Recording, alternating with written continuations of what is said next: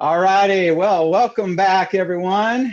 We are here again with Sawyer Paddles and Oars live on a beautiful June day out here in Southern Oregon. We're experiencing some nice warm temperatures, great for boating, but looks like we've got some nice rain in the forecast as we come into the weekend, fairly typical.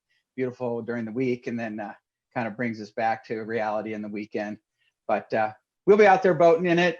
It's not a matter of sunshine. It's just a matter of having the right equipment. So today we're basically very fortunate to be talking with Phil from Downriver, and we're going to talk a variety of topics. But before we get too far into it, I will I'll turn it over to Phil and let him do a little intro. Of course, my name is Zach with Sawyer, and we are live. So as this goes on, we will be reminding you that this is a live discussion, so if you have any questions or comments, please fire those off to us, put them in the comment section, and we do have folks monitoring that as well. So without any further ado, Phil, go ahead and take it away. Give us a little bit about yourself and Downriver. All right. Well, thanks, Zach, and thanks to the whole Sawyer team for inviting us to participate today.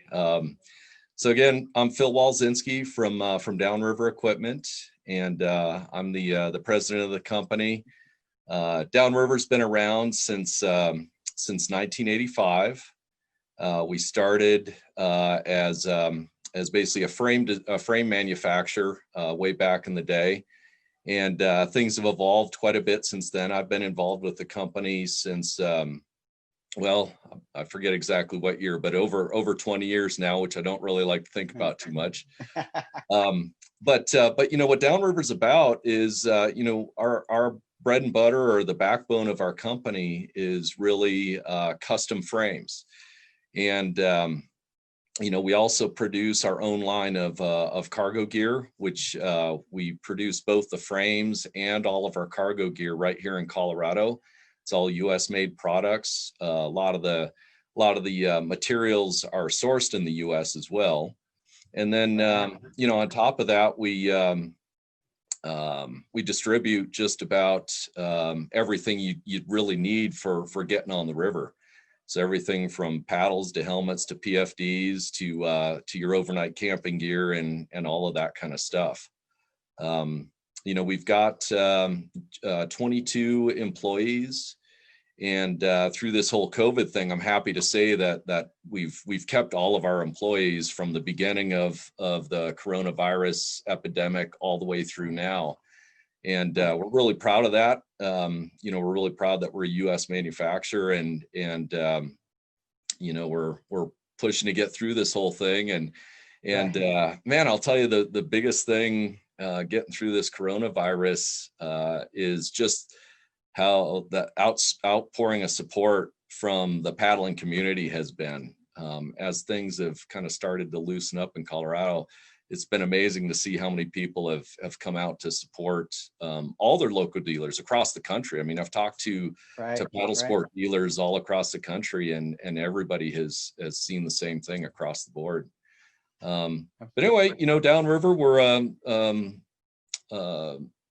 hands-on, small manufacturer in the boating business, and that's pretty much what we're all about. Absolutely. And really, one of the reasons I really wanted to reach out to you and have this discussion with you is because there's Downriver and Sawyer have a lot of similarities. You guys are very well known in Colorado and are growing out of Colorado. We're very well known in the Pacific Northwest and growing out of the Pacific Northwest, but both of the companies are known as manufacturers that use their product. All of our sales folks are all avid users, and most of them were Sawyer users before they even came to work here. Just 20 years of experience is not uncommon in our sales staff for just being out there using the oars and using paddles. Most of us have a rowing background. And Downriver, I get the same sense where you guys, all your equipment lines have kind of grown out of people that work with the company, are passionate about running rivers, and I follow what you do and Zach does, and it's like you guys are always out there recreating, on your days off, and you know, when we do get weekends away, you know, everybody's out boating, and, you know, we're doing the same thing, you know, I mean, No, it's like, it's a fact. In fact, the only reason I'm not boating right now is because we're doing this thing. We actually right. had a group of probably 4 or 5 people that were heading out the door just as I was sitting down here. They're going up to hit Clear Creek right now. Nice, nice. Yeah. Well, yeah, excellent. You know, and it's like one of those things is like we have, you know, we have the Rogue River that's right in our valley here, and you know, at our local retail shop, we do our Wednesdays on the water and try and just get out there, and so it kind of is a preset thing that makes us get out on the water in the middle of the week, and then we can do some boating on the weekends. But you know, some of the things that really kind of stemmed my interest on talking with you is that we had a discussion a while back, and you know, we were kind of talking about small boats, and that's kind of become something that is just really growing, that we're seeing demand for, as far as, you know, we're not making the boats or the frames, but we're starting to see just so much demand in smaller oars. And so that stemmed some discussion of some new product that we had discussed a little bit, and we've been working on that a little bit as well. And it just kind of naturally happened in the COVID process, where you know, we all of a sudden ended up not having trade shows, and the demand for almost exactly what you and I had discussed back last summer just kind of came to our front door. And it was like 2 customers in the same week, like, hey, can you do this? And we were like, yeah, I believe so. So, you know, it's really pretty interesting how that whole thing kind of took place. And so I really want to spend some time just on small boats and kind of what you've seen and what we've seen on that. And then we really want to spend a little bit of time just diving into frames, because that's a lot of what Downriver is. Of course, you guys make a lot of custom gear bags and that kind of stuff for that multi-day customer. And so that's, you know, part of you guys just expanding how you outfit that boat, right? So like, you know, you're getting to where it's more and more custom features. So if you get all of the Downriver custom features on your frame, you can really kind of deck it out, and you can tell that it's been thought out by people that are using it. So before we move any further, let's just go ahead and we'll key up kind of your intro video that kind of shows just a bit of your frame manufacturing, and then we can kind of dive into just some of the frames from there, and then keep on moving from that.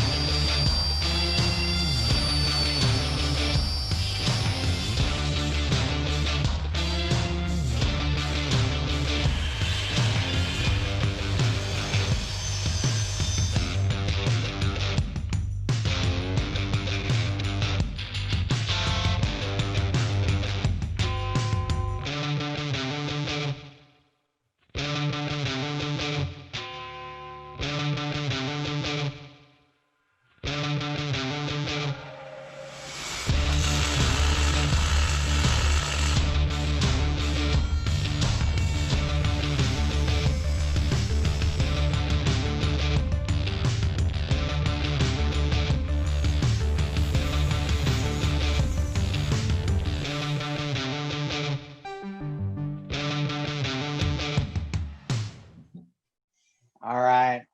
Now that kind of really kind of encapsulates just a lot of your shop and that kind of thing. And you know, one of the things that comes up, you know, like we you know, full disclosure, we sell your guys' frames in our shop, and you know, they work great in a lot of our packages, and we sell other frames as well.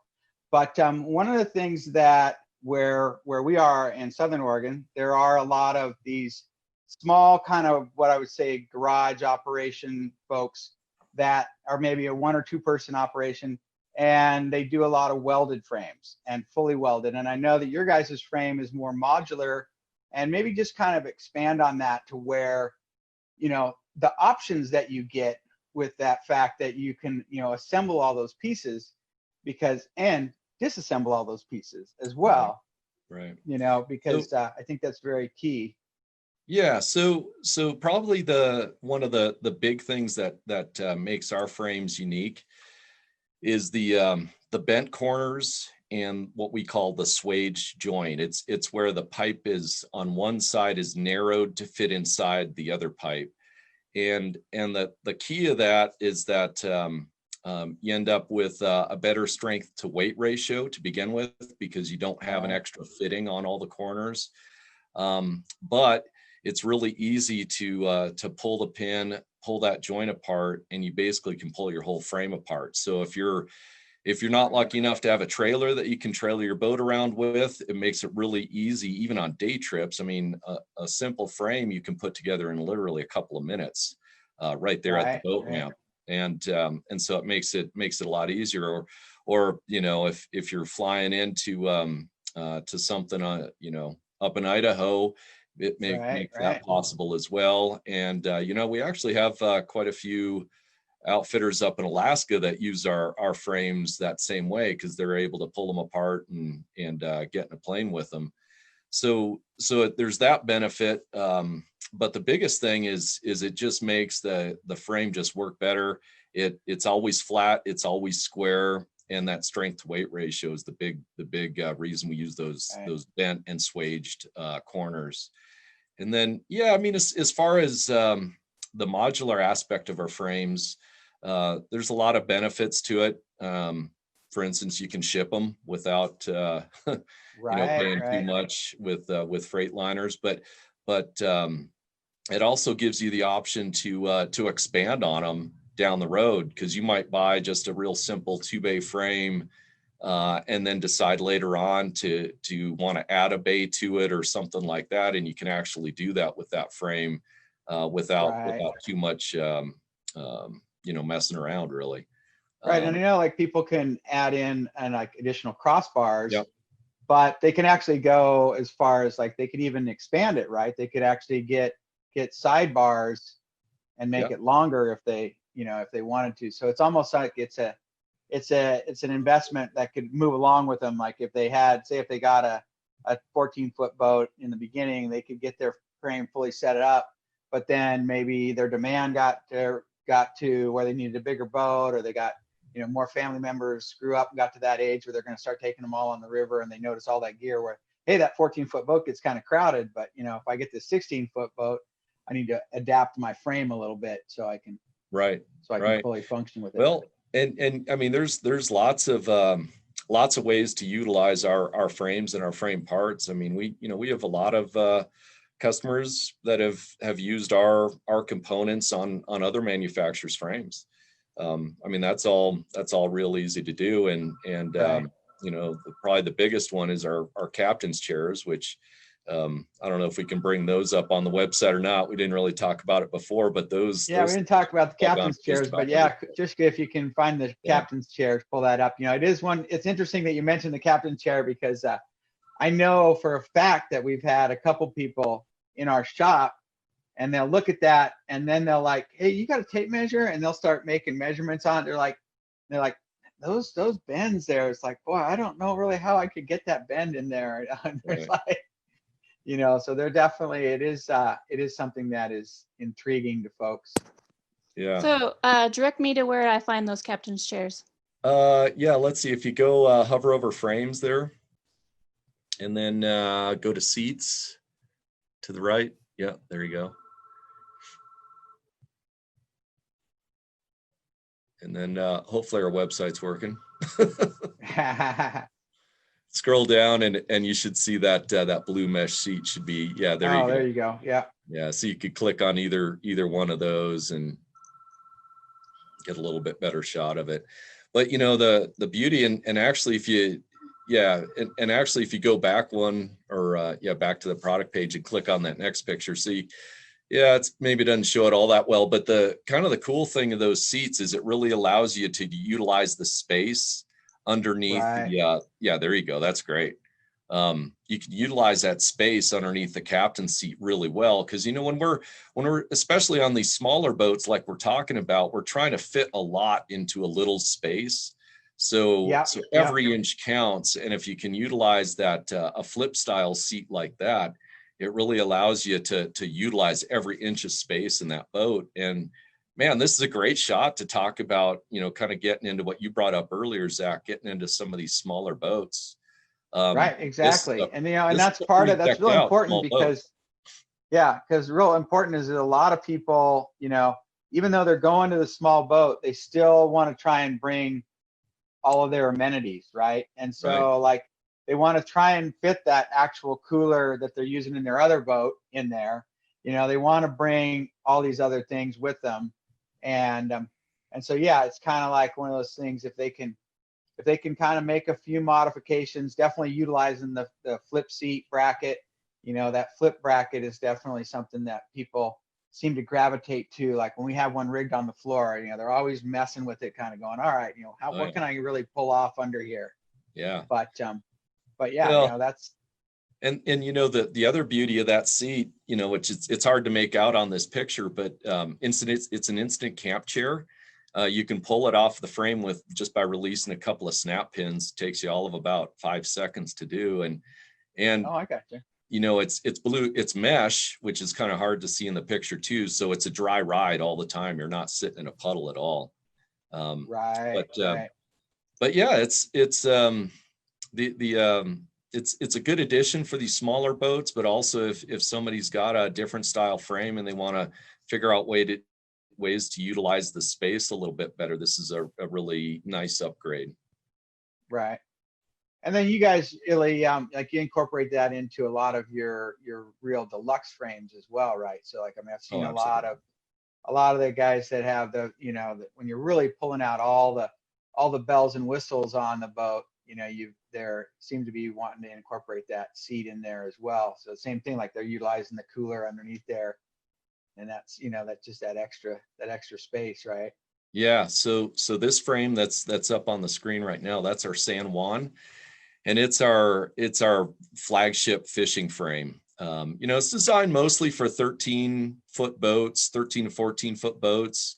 So you're kind of getting in more of that standard day tripping boat range, but you can really see a lot of the bells and whistles. You've got the thigh braces, the anchor system, the captain's seat, all that good stuff. And we could do, and we do versions of this frame in a smaller boat package, which is our Taylor frame, which is just a kind of a smaller version of that frame. So this is pictured on a 10.5-foot boat, and you can see, you start running out of space for 2 fishermen and a rower, but you can have a nice setup for the front fishermen with a nice high brace.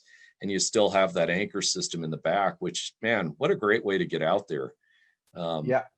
And this really ties into, like, this is a lot of what comes to mind with me when we're talking about small boats, is because a lot of the customer is like, they are people that want to get out and do this all on their own, right? And so it may be just the husband and wife that are going to go on the river.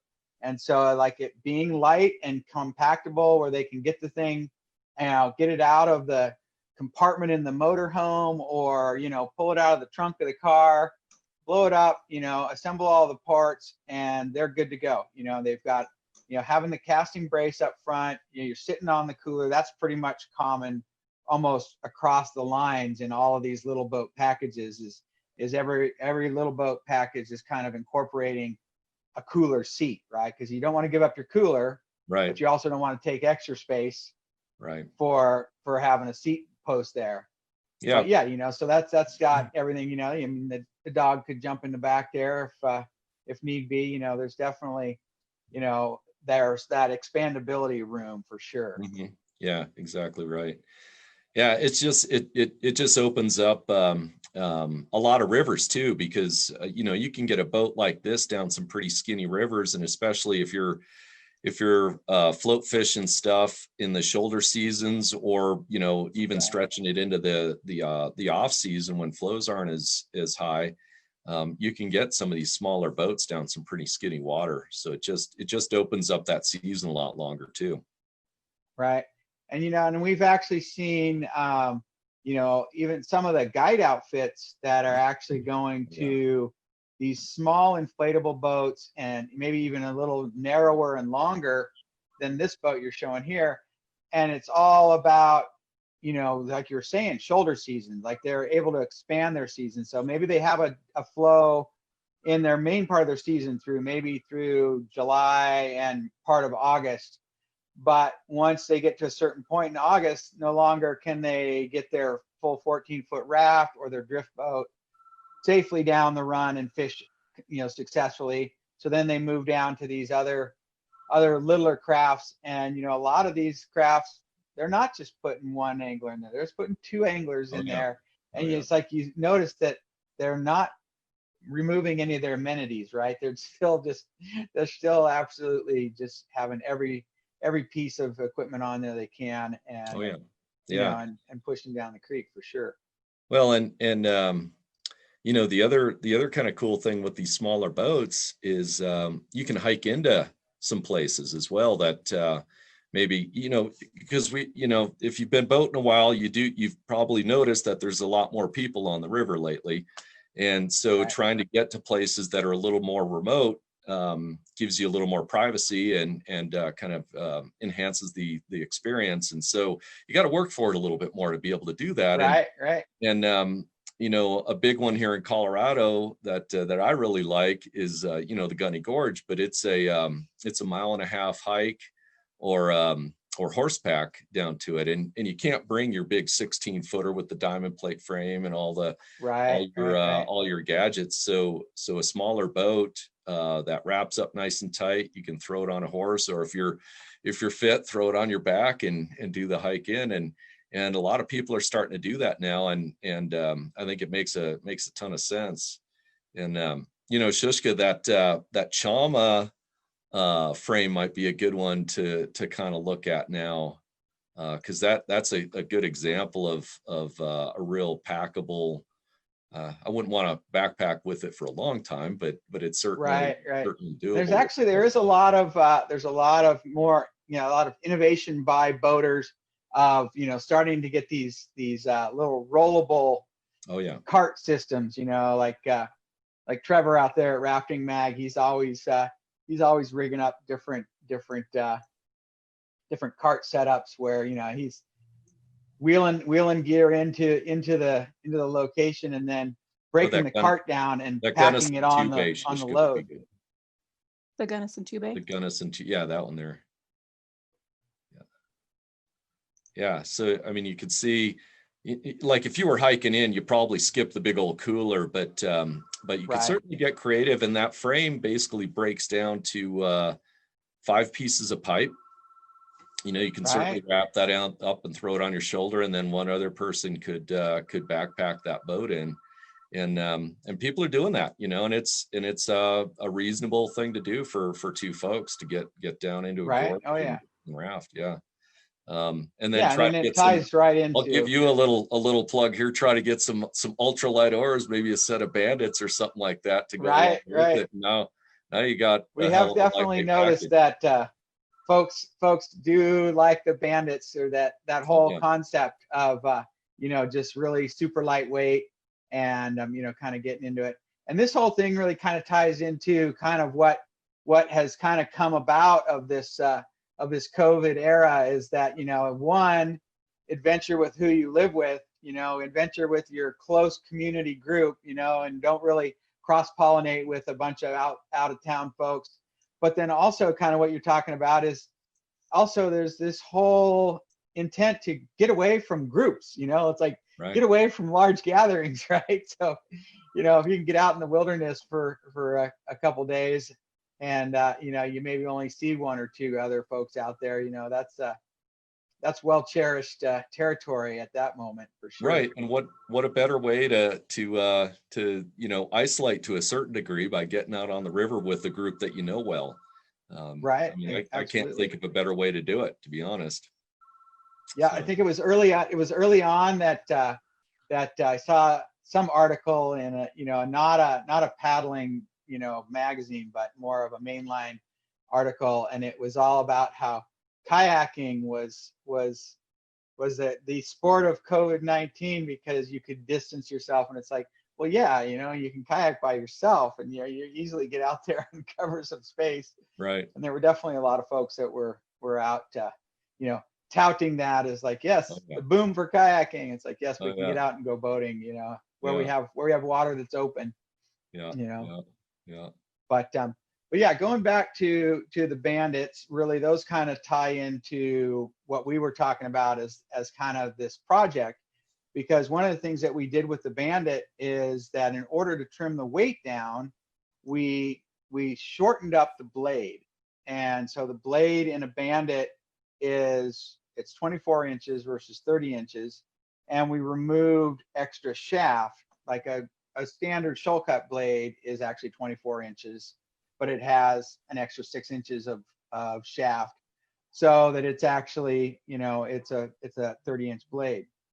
But with the Bandit, seeing as you have that shorter blade, we just took kind of that concept when it came about, that we have people that are, they've got a 14 or 16 foot boat, and now they just became the new owner of a 12-foot boat, and they've gotten a frame set up for it, but they realize that their oars that they have are just a little too long.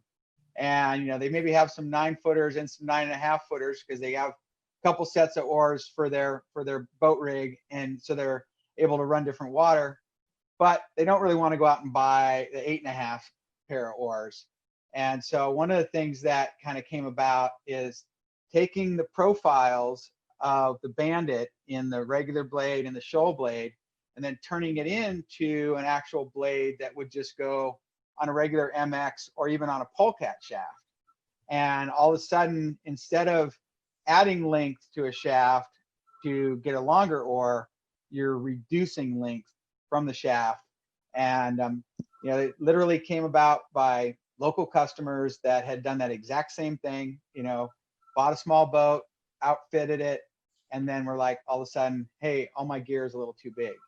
And Well, so that's where we came when about. I first saw the Bandits, I just thought, man, what a great looking blade for these smaller boats. My kind of small play boat of choice is a little 12-foot Cat, which I love running. But that 30-inch blade is really not necessarily. I mean, it comes in handy once in a while, but a 24-inch blade. I saw those Bandits. I'm like, man, I want a set of those.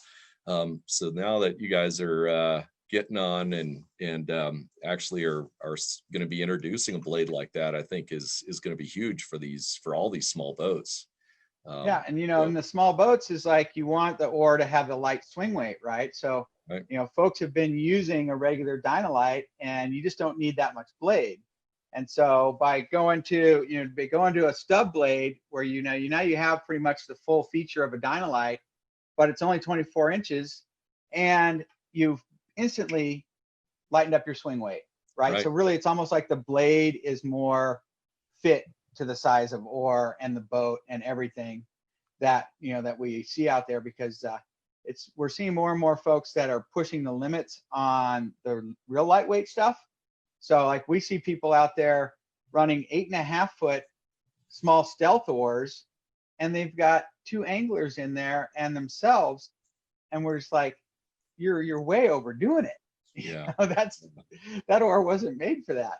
Right. But the boats have really advanced, and eventually, outfitter folks and anglers that are really wanting to get into some real interesting water, they're changing out the oar locks, and they're going to real full-size oar shafts, and and they're just making do with what has been out there on the market. And so when you talked about that, it was one of those things that literally just kind of clicked. And once we started putting it to work, it was easy to go out to the production floor and just kind of go, okay, just take the Bandit profile and make a Dynalite. And right. They're like, oh, is that all you want? No problem. It's like, it's taken us longer to come up with a smaller screen that'll actually fit on the blade than anything else. Jeez. But yeah, so that's something that we'll be rolling out. We've already had a few at our shop, and we've already sold a few to some local folks, and so we're going to be offering up that it's a Dynalite stubby, and it's a 24-inch blade that is fully fit to go with any small diameter shaft. And, that way it'll cross over to any other brand of shafts, and people have that ability to, one, lighten that swing weight, but also just dropping that extra 6 inches on the oar to try and utilize some equipment. Yeah, well, I mean, there's all kinds of bonuses to that blade. So you got less swing weight, but now you don't need any kind of a counterbalance because that blade is so light to begin with. So your whole oar just got, what, I don't even know, but probably 3 or 4 pounds lighter, getting rid of the counterweight and getting rid of the 6 inches of blade as well. So it's just a win-win. And for these small boats, it's going to be I think, a game changer. I mean, it's not going to apply to 13 plus size boats, but some of these small boats, I think it's going to be fantastic. But we're seeing so many boats that are much smaller than that. Oh yeah, it's like a 13 footer is like, oh, that's a regular size boat, Yeah. And it's like, it's like from 13 to 15, that's normal size. But then you go 13, you go 12.6 and under, 12.6 to 10 or 12.6 to 9.6, is like, they're big inflatable kayaks with a frame and oars on it.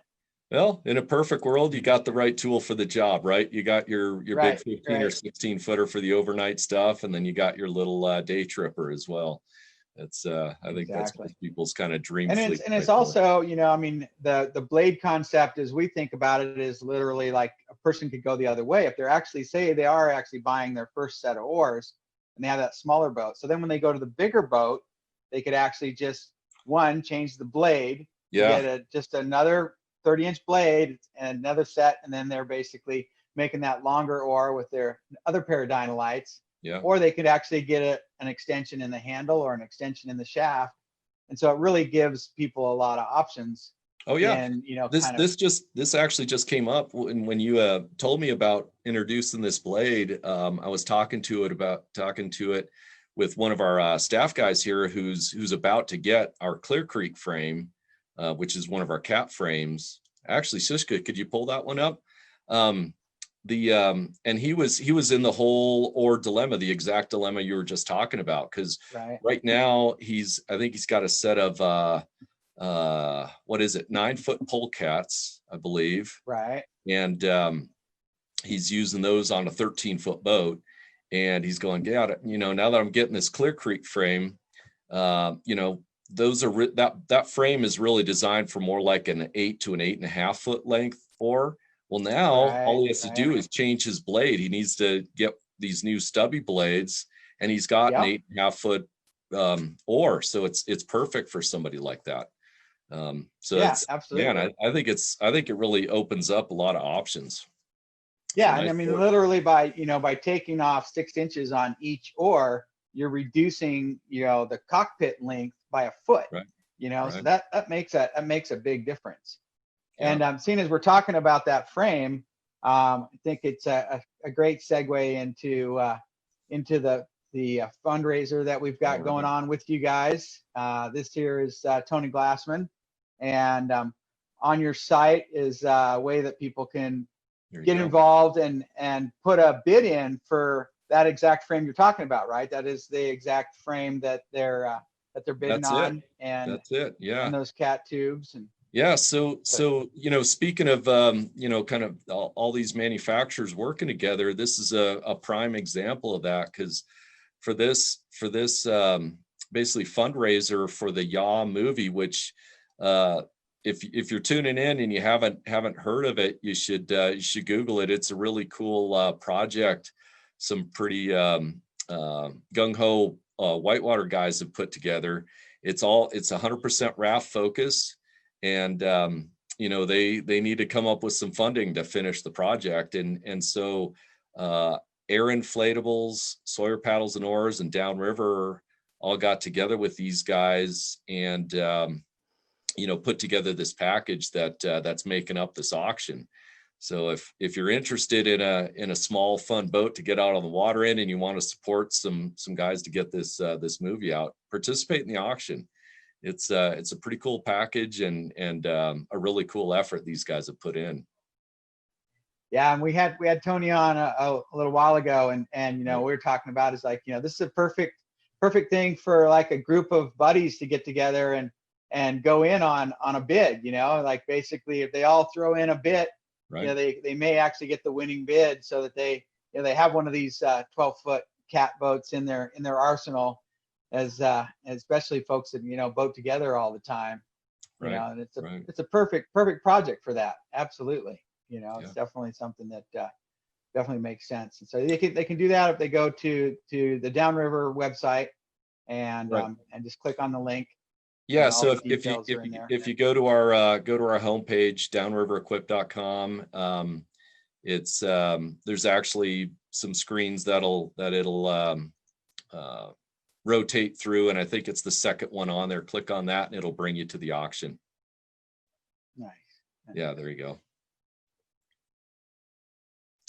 Cool. Yeah, it's great. It's a great project. I mean, I noticed that Tony really talked a little bit about how he's been that cat boater for a long time, but when he started this project of making this movie, he got more into expanding into paddle boating, where because there was a lot of stuff that it wasn't something he wanted to take his cat down, but these guys, especially out here in the Pacific Northwest, were just this whole R2 crowd, and and so he definitely kind of embraced that, and he's up to admitting, he's like, I'm not as confident as a paddle boater as I am when I'm rowing, but that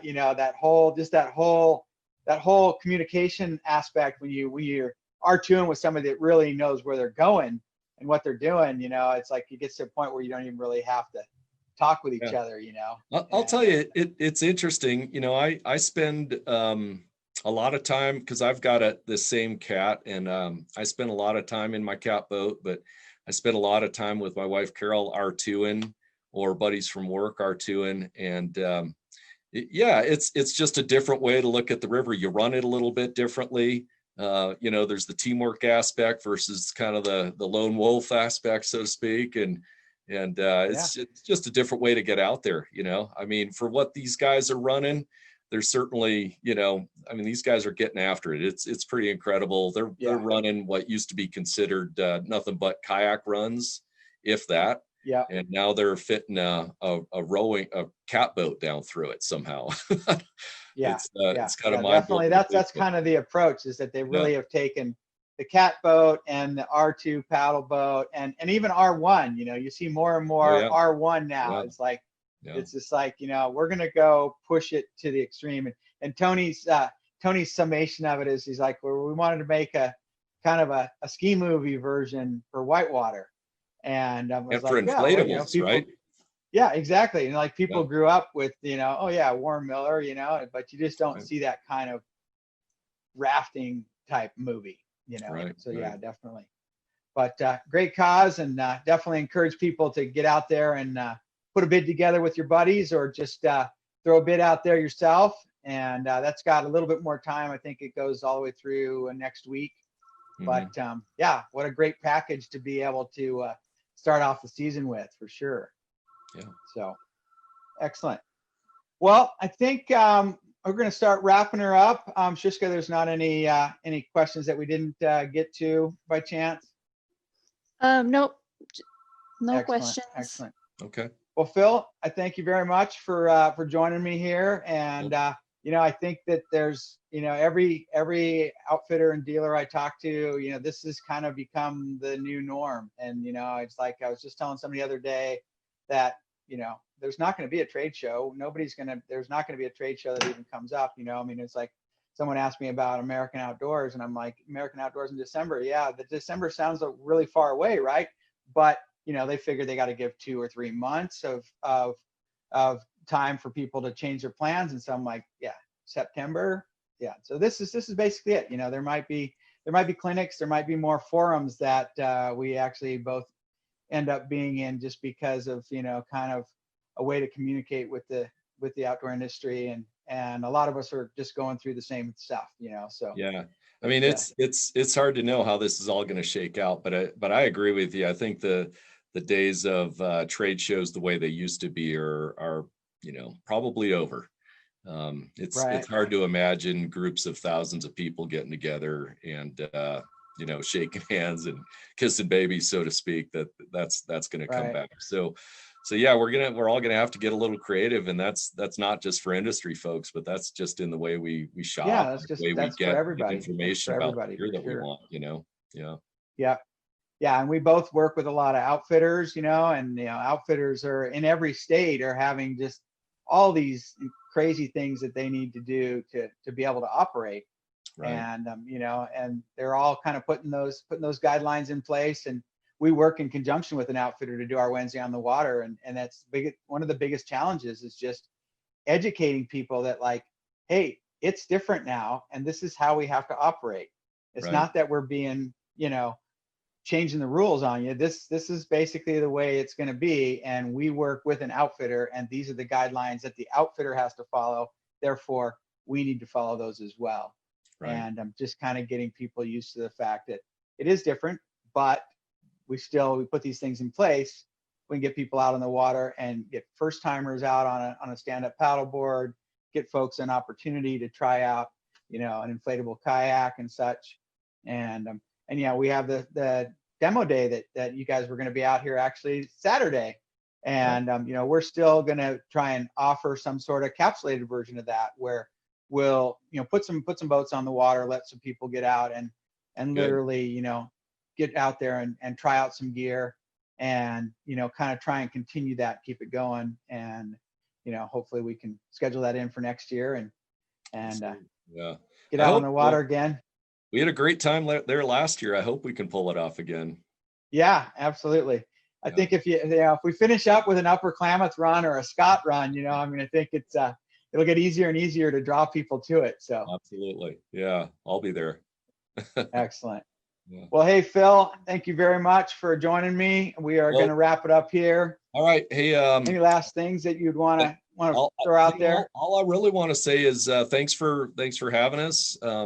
Sawyer's been a great partner for many years, both as a vendor and as a customer. And we share a lot of customers, and we've always been real pro Sawyer here at Downriver. And thanks for all the good stuff you guys are doing. We really appreciate it. Absolutely. And part of this is basically, using our platform to, highlight some of our dealers. And like I said earlier, is, we sell to you and we buy from you. We both are manufacturers that use each other's equipment. And by all means, we always are trying to promote shopping local and supporting local. And like you were saying, how people are coming out and supporting those local shops. And so definitely, if you're in Colorado, you should definitely be looking up Downriver and spend a little time on their website, check out their next your next boat package there. And by all means, try and stay patient and kind in this trying time. A lot of us are working with short staffs just because of some of the new requirements, but be patient, be kind, and shop local. And that's really the message of the day. And also, maybe try and adventure with who you live with. Right. Thanks, everybody. Have a good day. We'll see you on the water.